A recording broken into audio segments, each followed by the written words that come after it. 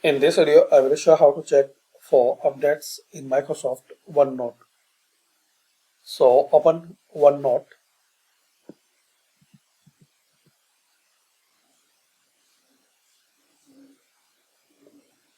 So open OneNote.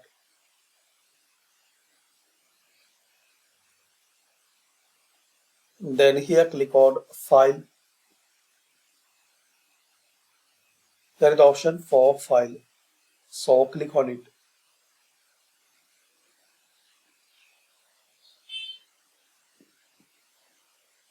Now here click on Account.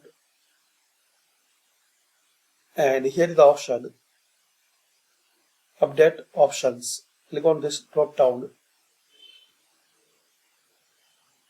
and click on Check for and apply updates for Office.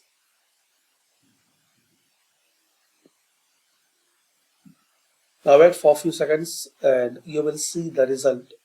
You are up to date. The latest version of Office is installed on your computer.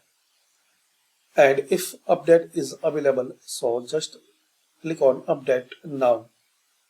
So thanks for watching. Share, like and subscribe this channel.